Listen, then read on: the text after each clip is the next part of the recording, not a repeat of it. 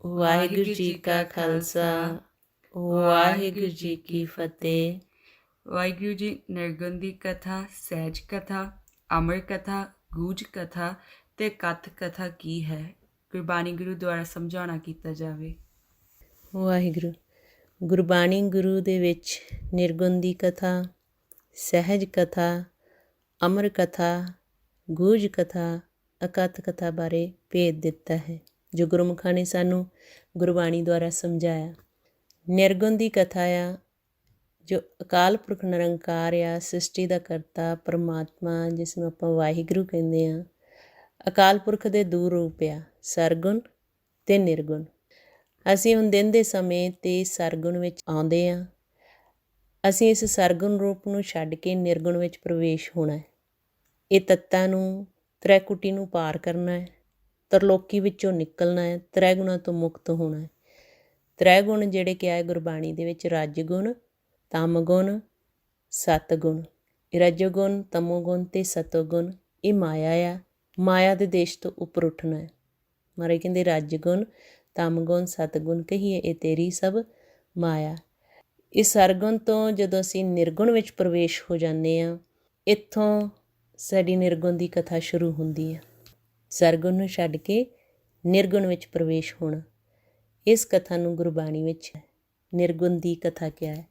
ਜੋ ਗੁਰੂ ਸਾਹਿਬ ਗੁਰਬਾਣੀ ਵਿੱਚ ਫਰਮਾਉਂਦੇ ਆ, ਤੇਰੀ ਨਿਰਗੁਣ ਕਥਾ ਕਾਹੇ ਸਿਓ ਕਹੀ ਹੈ, ਐਸਾ ਕੋਈ ਬਵੇਕੀ, ਕਹ ਕਬੀਰ ਜਿੰਦੀਆ ਪਲੀਤਾ, ਤਿੰਨ ਤੈਸੀ ਚੱਲ ਦੇਖੀ। ਫਿਰ ਮਹਾਰਾਜ ਗੁਰਬਾਣੀ ਵਿੱਚ ਦੱਸਦੇ ਆ ਸਹਿਜ ਕਥਾ ਦੇ ਬਾਰੇ। ਜਦੋਂ ਆਪਾਂ ਸਿਮਰਨ ਅਭਿਆਸ ਕਰਕੇ ਸੁੰਨ ਵਿੱਚ ਜਾਂਦੇ ਹਾਂ, ਸਹਿਜ ਵਿੱਚ ਜਾਂਦੇ ਹਾਂ, ਉੱਥੇ ਧੁਨ ਪ੍ਰਗਟ ਹੁੰਦੀ ਹੈ, ਜਿਹਨੂੰ ਮਹਾਰਾਜ ਗੁਰਬਾਣੀ 'ਚ ਫਰਮਾਉਂਦੇ ਆ, ਤੇਰਾ ਮੁਖ ਸੁਹਾਵਾ ਜੀਓ, ਸਹਿਜ ਧੁਨ ਬਾਣੀ। ਜਦੋਂ ਸਹਿਜ ਧੁਨ ਸਾਨੂੰ ਸੁਣਨੀ ਸ਼ੁਰੂ ਹੋ ਜਾਂਦੀ ਹੈ, ਸਹਿਜ ਧੁਨ ਤੋਂ ਅਨਹਦ ਬਾਣੀ ਤੱਕ ਸਹਿਜ ਮਾਰਗ ਹੈ। ਇਹ ਸਹਿਜ ਧੁਨ ਤੋਂ ਅਨਹਦ ਬਾਣੀ ਤੱਕ ਦੇ ਸਫ਼ਰ, ਜਿਸ ਦੇ ਸੰਬੰਧ ਵਿੱਚ ਗੁਰਬਾਣੀ ਵਿੱਚ ਭੇਦ ਦਿੱਤਾ ਹੈ। ਸਹਿਜ ਕਥਾ ਪ੍ਰਭ ਕੀ ਅਤਿ ਮੀਠੀ, ਵਿਰਲੇ ਕਾਹੂ ਨੇਤਰੋਂ ਡਿਠੀ। ਕੋਈ ਵਿਰਲੇ ਗੁਰਮੁਖ ਉਸ ਅਵਸਥਾ 'ਤੇ ਪਹੁੰਚਦੇ ਆ, ਫਿਰ ਸਾਨੂੰ ਉਹ ਸਹਿਜ ਕਥਾ ਦੇ ਬਾਰੇ ਭੇਦ ਦਿੰਦੇ ਆ। ਫਿਰ ਮਹਾਰਾਜ ਗੁਰਬਾਣੀ ਵਿੱਚ ਅਮਰ ਕਥਾ ਬਾਰੇ ਦੱਸਦੇ ਆ। ਜਦੋਂ ਅਨਹਦ ਬਾਣੀ ਤੋਂ ਨਾਦ ਪ੍ਰਗਟ ਹੋ ਜਾਂਦਾ, ਉਸ ਨਾਦ ਵਿੱਚ ਸਮਾਉਣ ਤੋਂ ਬਾਅਦ ਸਾਨੂੰ ਅੰਮ੍ਰਿਤ ਰਸ ਆਉਂਦਾ, ਸਾਡਾ ਜਨਮ ਮਰਨ ਖੰਡਨ ਹੁੰਦਾ। ਉਹ ਨਾਦ ਤੋਂ ਲੈ ਕੇ ਸੱਚ ਵਿੱਚ ਸਮਾਉਣ ਤੱਕ ਦੀ ਕਥਾ ਨੂੰ ਅਮਰ ਕਥਾ ਕਹਿੰਦੇ ਆ, ਜੋ ਗੁਰੂ ਸਾਹਿਬ ਗੁਰਬਾਣੀ ਵਿੱਚ ਭੇਜ ਦਿੰਦੇ ਆ। ਹਰ ਹਰ ਨਾਮ ਅਮਰ ਪਦ ਪਾਇਆ, ਹਰ ਨਾਮ ਸਮਾਵੈ ਸੋਈ। ਕਿ ਹਰੀ ਦੇ ਨਾਮ ਦੇ ਵਿੱਚ ਜਦੋਂ ਸਾਡਾ ਮਨ ਸਮਾ ਜਾਂਦਾ ਅਤੇ ਪ੍ਰਮਾਤਮਾ ਨਾਲ ਮਿਲਾਪ ਕਰ ਲੈਂਦਾ, ਉਸ ਕਹਾਣੀ ਨੂੰ ਅਮਰ ਕਹਾਣੀ ਕਿਹਾ, ਜਿਹਨੂੰ ਮਹਾਰਾਜ ਗੁਰਬਾਣੀ 'ਚ ਕਹਿੰਦੇ ਸਹਿਜੇ ਮਰੇ ਅਮਰ ਹੋਏ ਸੋਏ। ਕਿ ਜਦੋਂ ਸਾਡਾ ਮਨ ਤ੍ਰੈ ਗੁਣਾਂ ਤੋਂ ਅਤੀਤ ਹੋ ਜਾਂਦਾ, ਸੁੰਨ ਵਿੱਚ ਚਲਾ ਜਾਂਦਾ, ਸੁੰਨ ਵਿੱਚ ਜਾ ਕੇ ਨਾਮ ਨੂੰ ਸੁਣਦਾ, ਨਾਦ ਨੂੰ ਸੁਣਦਾ, ਨਾਮ ਵਿੱਚ ਸਮਾ ਕੇ ਸੱਚ ਨਾਲ ਮਿਲਾਪ ਕਰ ਲੈਂਦਾ, ਜਿਹਨੂੰ ਮਹਾਰਾਜ ਗੁਰਬਾਣੀ ਫਰਮਾਉਂਦੇ ਅਮਰ ਭਏ ਅਮਰਾ ਪਦ ਪਾਇਆ, ਸਾਧ ਸੰਗਤ ਨਾਨਕ ਹਰਿ ਧਿਆਇਆ।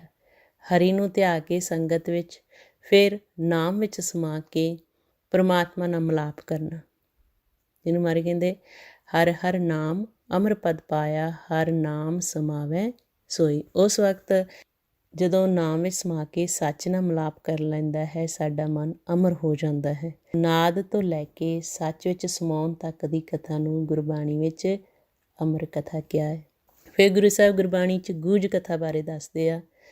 ਜਦੋਂ ਸ਼ਬਦ ਸੱਚ ਵਿੱਚ ਸਮਾ ਗਿਆ ਮਨ, ਅਤੇ ਸਾਡੀ ਜੋਤ ਵਿੱਚ ਜੋਤ ਮਿਲ ਗਈ, ਜਿਹਨੂੰ ਮਹਾਰਾਜ ਗੁਰਬਾਣੀ ਵਿੱਚ ਦੱਸਦੇ ਆ ਕਿ ਸਾਰਾ ਖੇਲ ਆ ਸਾਡੇ ਮਨ ਦਾ, ਪਰਮਾਤਮਾ ਨਾਲ ਮਿਲਾਪ ਕਰਨਾ ਇਸ ਮਨ ਨੇ। ਮਨ ਵੀ ਜੋ ਸਰੂਪ ਆ, ਪਰਮਾਤਮਾ ਵੀ ਜੋ ਸਰੂਪ ਆ। ਮਹਾਰਾਜ ਕਹਿੰਦੇ ਮਨ ਤੋਂ ਜੋਤ ਸਰੂਪ ਹੈ, ਆਪਣਾ ਮੂਲ ਪਛਾਣ। ਜਦੋਂ ਮਨ ਫਿਰ ਆਪਣੇ ਮੂਲ ਦੀ ਪਹਿਚਾਣ ਕਰ ਲੈਂਦਾ, ਜੋਤ ਵਿੱਚ ਸਮਾ ਜਾਂਦਾ, ਫਿਰ ਸਮਾਉਣ ਤੋਂ ਬਾਅਦ ਉੱਥੇ ਮਾਲਕ ਨਾਲ ਜੋ ਵਿਚਾਰ ਚੱਲਦੀ ਹੈ, ਉਸ ਨੂੰ ਗੂਝ ਕਥਾ ਕਹਿੰਦੇ ਆ, ਜਿਹਨੂੰ ਮਹਾਰਾਜ ਗੁਰਬਾਣੀ 'ਚ ਫਰਮਾਉਂਦੇ ਆ ਸੁੰਨ ਸਮਾਧ ਗੁਫਾ ਤੇ ਆਸਨ, ਕੇਵਲ ਬ੍ਰਹਮ ਪੂਰਨ ਤੈ ਬਾਸਨ, ਭਗਤ ਸੰਗ ਪ੍ਰਭ ਗੋਸ਼ਟ ਕਰਤ, ਤੈ ਹਰਖ ਨਹਿ ਸੋਗ ਨਹਿ ਜਨਮ ਨਹਿ ਮਰਨ। ਜਿੱਥੇ ਜਾ ਕੇ ਭਗਤ ਪਰਮਾਤਮਾ ਨਾਲ ਵਿਚਾਰ ਕਰਦੇ, ਜਿਹਨੂੰ ਗੋਸ਼ਟ ਕਿਹਾ ਗੁਰਬਾਣੀ 'ਚ ਵਿਚਾਰ ਕਰਨਾ, ਜੋ ਪਰਮਾਤਮਾ ਦੇ ਨਾਲ ਭਗਤਾਂ ਦੀ ਹੁੰਦੀ ਉਸ ਨੂੰ ਗੂਝ ਕਥਾ ਕਿਹਾ ਹੈ। ਜੋ ਗੁਰਬਾਣੀ 'ਚ ਭੇਦ ਦਿੰਦੇ ਆ, ਗੂਝ ਕਥਾ ਇਹ ਗੁਰ ਤੇ ਜਾਣੀ, ਕਿ ਗੁਰੂ ਦੁਆਰਾ ਫਿਰ ਇਹ ਗੂਝ ਕਥਾ ਦਾ ਭੇਦ ਲੱਗਦਾ ਹੈ। ਗੂਝ ਕਥਾ ਇਹ ਗੁਰ ਤੇ ਜਾਣੀ, ਨਾਨਕ ਬੋਲੇ ਹਰ ਹਰ ਬਾਣੀ। ਫਿਰ ਮਹਾਰਾਜ ਗੁਰਬਾਣੀ 'ਚ ਅਕੱਥ ਕਥਾ ਦਾ ਭੇਦ ਦਿੰਦੇ ਆ। ਅਕੱਥ ਕਹਾਣੀ ਆ, ਅਕੱਥ ਕਥਾ ਆ। ਅਕੱਥ ਕਿਹਾ ਪਰਮਾਤਮਾ ਨੂੰ, ਜਿਸ ਦਾ ਕਥਨ ਨਹੀਂ ਕੀਤਾ ਜਾ ਸਕਦਾ। ਪਰ ਕਿਵੇਂ ਸਾਡਾ ਪਰਮਾਤਮਾ ਨਾਲ ਵਿਛੋੜਾ ਪਿਆ, ਕਿਵੇਂ ਮਿਲਾਪ ਕਰਨਾ, ਵਿਛੜਨ ਤੋਂ ਲੈ ਕੇ ਮਿਲਾਪ ਦੀ ਕਹਾਣੀ ਨੂੰ ਗੁਰਬਾਣੀ ਵਿੱਚ ਅਕੱਥ ਕਹਾਣੀ ਕਿਹਾ ਹੈ।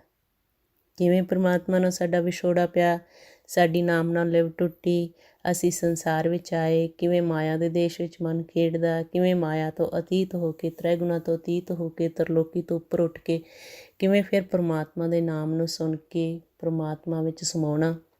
ਇਹ ਵਿਛੜਨ ਅਤੇ ਮਿਲਾਪ ਦੀ ਕਹਾਣੀ ਨੂੰ ਗੁਰਬਾਣੀ 'ਚ ਅਕੱਥ ਕਹਾਣੀ ਕਿਹਾ ਹੈ। ਇਹਨੂੰ ਪ੍ਰੇਮ ਕਹਾਣੀ ਵੀ ਕਿਹਾ ਹੈ। ਮਹਾਰਾਜ ਗੁਰਬਾਣੀ 'ਚ ਫਰਮਾਉਂਦੇ ਆ, ਅਕੱਥ ਕਹਾਣੀ ਪ੍ਰੇਮ ਕੀ ਕੋ ਪ੍ਰੀਤਮ ਆਖੇ ਆਏ। ਫਿਰ ਮਹਾਰਾਜ ਕਹਿੰਦੇ ਅਕੱਥ ਕਹਾਣੀ ਉਹ ਜਾਣਦਾ ਆ ਜਿਹੜਾ ਗੁਰਮੁਖ ਆਪ ਨਾਮ ਵਿੱਚ ਸਮਾਇਆ ਆ, ਸ਼ਬਦ ਵਿੱਚ ਸਮਾ ਕੇ, ਜਿਸ ਨੂੰ ਤ੍ਰਿਭੁਵਨ ਦੀ ਸੋਝੀ ਆ ਗਈ, ਜਿਹਨੇ ਮਾਲਕ ਨਾਲ ਮਿਲਾਪ ਕਰ ਲਿਆ। ਅਤੇ ਉਹ ਵਿਰਲੇ ਹੁੰਦੇ ਆ, ਜਿਹਨੂੰ ਮਹਾਰਾਜ ਕਹਿੰਦੇ ਅਕੱਥ ਕਹਾਣੀ ਪਦ ਨਿਰਬਾਣੀ, ਕੋ ਵਿਰਲਾ ਗੁਰਮੁਖ ਬੂਝੈ। ਉਹ ਸ਼ਬਦ ਸਮਾਏ ਆਪ ਗਵਾਏ, ਤ੍ਰੈ ਭਵਨ ਸੋਝੀ ਸੂਝੈ। ਕਹਿੰਦੇ ਅਕੱਥ ਕਹਾਣੀ ਉਹ ਪਦ ਨਿਰਬਾਣੀ ਹੈ ਜੋ ਵਿਰਲੇ ਗੁਰਮੁਖ ਬੁੱਝਦੇ ਆ। ਉਹ ਕਿਵੇਂ ਬੁੱਝਦੇ ਆ? ਉਹ ਸ਼ਬਦ ਵਿੱਚ ਸਮਾ ਜਾਂਦੇ, ਨਾਮ ਵਿੱਚ ਸਮਾ ਜਾਂਦੇ, ਆਪਣਾ ਆਪ ਗਵਾ ਲੈਂਦੇ, ਮਾਲਕ ਨਾਲ ਮਿਲਾਪ ਕਰਦੇ, ਤ੍ਰੈ ਭਵਨ ਦੀ ਉਹਨਾਂ ਨੂੰ ਸੋਝੀ ਆ ਜਾਂਦੀ। ਐਸੇ ਗੁਰਮੁਖ ਫਿਰ ਉਹ ਸਾਨੂੰ ਭੁੱਲਿਆਂ ਹੋਇਆਂ ਨੂੰ ਮਾਰਗ ਦੱਸਦੇ ਆ, ਰਸਤਾ ਦੱਸਦੇ ਆ ਅਕੱਥ ਕਹਾਣੀ ਦੁਆਰਾ। ਜੋ ਗੁਰਬਾਣੀ ਵਿੱਚ ਗੁਰੂ ਸਾਹਿਬਾਨ ਨੇ, ਭਗਤਾਂ ਨੇ ਵਿਛੜਨ ਤੋਂ ਮਿਲਾਪ ਦੀ ਕਹਾਣੀ ਸਾਨੂੰ ਸਮਝਾਈ ਹੈ। ਜਿਹੜੇ ਗੁਰਬਾਣੀ ਨੂੰ ਵਿਰਲੇ ਗੁਰਮੁਖ ਸਮਝਦੇ, ਉਹ ਫਿਰ ਸਾਡੇ ਵਰਗੇ ਜੀਵਾਂ 'ਤੇ ਤਰਸ ਕਰਕੇ ਸਾਨੂੰ ਉਹ ਕਹਾਣੀ ਸਮਝਾਉਂਦੇ ਆ, ਜਿਹਨੂੰ ਮਹਾਰਾਜ ਗੁਰਬਾਣੀ ਵਿੱਚ ਦੱਸਦੇ, ਸ਼ਬਦਾਂ ਮਾਹੇ ਵਖਾਨੀਐ ਵਿਰਲਾ ਤਾਂ ਬੂਝੈ ਕੋਈ। ਸਾਰਾ ਖੇਲ ਸ਼ਬਦਾਂ ਵਿੱਚ ਦਿਖਾਇਆ ਹੋਇਆ ਹੈ, ਕਿਵੇਂ ਪਰਮਾਤਮਾ ਨਾਲ ਮਿਲਾਪ ਕਰਨਾ, ਕਿਵੇਂ ਅਸੀਂ ਮਾਇਆ ਦੇ ਦੇਸ਼ ਵਿੱਚ ਖੇਡਦੇ ਹਾਂ, ਨਾਮ ਕੀ ਹੈ। ਇਹ ਸਾਰਾ ਖੇਡ ਸਾਨੂੰ ਗੁਰਬਾਣੀ ਵਿੱਚ ਸ਼ਬਦਾਂ 'ਚ ਦਿਖਾਇਆ ਗਿਆ ਹੈ। ਅਤੇ ਜਿਹੜੇ ਗੁਰਮੁਖ ਆਪ ਪ੍ਰੈਕਟੀਕਲ ਕਰਦੇ ਆ, ਅਭਿਆਸ ਕਰਦੇ ਆ, ਜਿਹੜੇ ਮਾਲਕ ਨਾਲ ਮਿਲਾਪ ਕਰ ਲੈਂਦੇ, ਉਹ ਫਿਰ ਸਾਡੇ ਵਰਗੇ ਜੀਵਾਂ ਨੂੰ ਸੰਗਤ ਸਮਝਾਉਂਦੇ। ਉਹਨਾਂ ਗੁਰਮੁਖਾਂ ਤੋਂ ਫਿਰ ਅਸੀਂ ਸਿੱਖਦੇ ਹਾਂ, ਸਿੱਖ ਕੇ ਫਿਰ ਅਸੀਂ ਵੀ ਆਪ ਅਭਿਆਸ ਕਰਨਾ ਹੁੰਦਾ ਆ, ਪ੍ਰੈਕਟੀਕਲ ਕਰਨਾ ਹੁੰਦਾ ਆ, ਮਾਲਕ ਨਾਲ ਮਿਲਾਪ ਕਰਨਾ ਹੁੰਦਾ ਹੈ। ਫਿਰ ਐਸੇ ਗੁਰਮੁਖ ਫਿਰ ਸਾਨੂੰ ਸਮਝਾ ਕੇ ਇਹ ਖੇਲ ਫਿਰ ਦੱਸਦੇ ਆ ਕਿ ਇਹ ਕਹਾਣੀ ਕਿਵੇਂ ਸ਼ੁਰੂ ਹੁੰਦੀ ਹੈ। ਸੋ ਸਾਨੂੰ ਵੀ ਸਾਡੇ ਪਿਤਾ ਜੀ ਨੇ ਖੇਲ ਸਮਝਾਇਆ। ਤੁਸੀਂ ਜਾਣਦੇ ਆ ਕਿ ਗੁਰਮੁਖਾਂ ਨੇ ਸੰਗਤ ਕੀਤੀ, ਭਾਈ ਸਾਹਿਬ ਭਾਈ ਸੇਵਾ ਸਿੰਘ ਜੀ ਤਰਮਾਲਾ, ਉਹਨਾਂ ਨੇ ਗੁਰਬਾਣੀ ਦੁਆਰਾ ਪ੍ਰੈਕਟੀਕਲ ਕਰਕੇ ਇਹ ਅਕੱਥ ਕਹਾਣੀ ਜੋ ਸੰਤਾਂ ਦੀ ਡਿਊਟੀ ਲਾਈ, ਸਾਧੂ ਦੀ ਡਿਊਟੀ ਲਾਈ, ਭਗਤਾਂ ਦੀ ਡਿਊਟੀ ਲਾਈ, ਗੁਰਮੁਖਾਂ ਦੀ ਡਿਊਟੀ ਲੱਗੀ ਆ, ਬ੍ਰਹਮ ਗਿਆਨੀ ਸਾਰੇ ਫਿਰ ਵਿਛੜਨ ਤੋਂ ਮਿਲਾਪ ਦਾ ਰਸਤਾ ਦੱਸਦੇ ਆ। ਜੋ ਗੁਰਬਾਣੀ ਵਿੱਚ ਆਪਾਂ ਨੂੰ ਦੱਸਿਆ ਆ ਕਿ ਸੰਤ ਵੀ ਅਕੱਥ ਕਹਾਣੀ ਕਰਦੇ ਆ, ਗੁਰਮੁਖ ਵੀ ਅਕੱਥ ਕਹਾਣੀ ਕਰਦੇ ਆ, ਭਗਤ ਵੀ ਅਕੱਥ ਕਹਾਣੀ ਕਰਦੇ ਆ, ਸਾਧੂ ਵੀ ਅਕੱਥ ਕਹਾਣੀ ਕਰਦੇ ਆ, ਬ੍ਰਹਮ ਗਿਆਨੀ ਵੀ ਅਕੱਥ ਕਹਾਣੀ ਕਰਦੇ। ਉਹ ਸਾਰਾ ਫਿਰ ਆਪਾਂ ਨੂੰ ਗੁਰਬਾਣੀ ਰਾਹੀਂ ਭੇਦ ਦਿੱਤਾ ਹੈ, ਜੋ ਆਪਾਂ ਪੜ੍ਹਦੇ ਹਾਂ। ਆਵ ਹੋ ਸੰਤ ਪਿਆਰੇ ਹੋ, ਅਕੱਥ ਕੀ ਕਰੈ ਕਹਾਣੀ। ਕਿ ਸੰਤਾਂ ਨੂੰ ਦੱਸਿਆ ਤੁਸੀਂ ਵਿਛੜਨ ਤੋਂ ਮਿਲਾਪ ਦਾ ਰਸਤਾ ਦੱਸੋ। ਜਿਹੜੇ ਆਪ ਪਰਮਾਤਮਾ ਨਾਲ ਮਿਲ ਜਾਂਦੇ ਆ, ਸੱਚ ਵਿੱਚ ਸਮਾ ਜਾਂਦੇ, ਉਸ ਮਨ ਨੂੰ ਸੰਤ ਕਿਹਾ ਹੈ।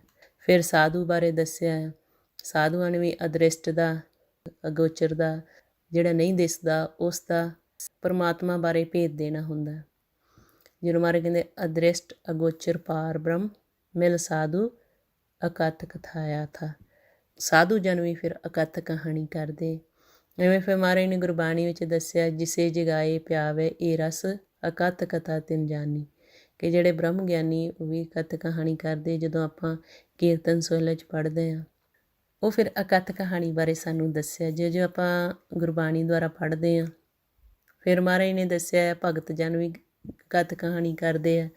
ਜੋ ਗੁਰੂ ਸਾਹਿਬ ਕਹਿੰਦੇ ਆ, ਭਗਤਾਂ ਕੀ ਉੱਤਮ ਬਾਣੀ ਗਾਵੇ ਅਕਥ ਕਥਾ ਨਿਤ ਨਿਆਰੀ, ਸਫਲ ਜਨਮ ਭਇਆ ਤਿਨ ਕੇਰਾ ਆਪ ਤਰੇ ਕੁਲ ਤਾਰੀ। ਕਿ ਆਪ ਵੀ ਤਰ ਜਾਂਦੇ ਆ, ਕੁੱਲਾਂ ਵੀ ਤਾਰਦੇ ਆ। ਇੱਦਾਂ ਹੀ ਫਿਰ ਗੁਰਮੁਖਾਂ ਨੂੰ ਦੱਸਿਆ, ਗੁਰਮੁਖ ਅਕਥ ਕਥੋ ਵਿਚਾਰ, ਕਿ ਗੁਰਮੁਖ ਵੀ ਕਥ ਕਹਾਣੀ ਕਰਦੇ ਆ। ਵਿਛੜਨ ਤੋਂ ਮਿਲਾਪ ਦਾ ਰਸਤਾ ਸਾਨੂੰ ਦੱਸਦੇ ਆ। ਵਿਛੜਨ ਤੋਂ ਮਿਲਾਪ ਦੀ ਕਹਾਣੀ ਨੂੰ ਗੁਰਬਾਣੀ 'ਚ ਅਕਥ ਕਹਾਣੀ ਕਿਹਾ ਹੈ। ਇਹ ਗੁਰਬਾਣੀ ਸਾਨੂੰ ਸਾਰੀਆਂ ਕਥਾਵਾਂ ਬਾਰੇ ਦੱਸਿਆ ਹੈ। ਸੋ ਵਾਹਿਗੁਰੂ ਜੀ ਸਾਡੇ ਸਾਰਿਆਂ 'ਤੇ ਕਿਰਪਾ ਕਰਨ। ਵਾਹਿਗੁਰੂ ਜੀ ਕਾ ਖਾਲਸਾ, ਵਾਹਿਗੁਰੂ ਜੀ ਕੀ ਫਤਿਹ।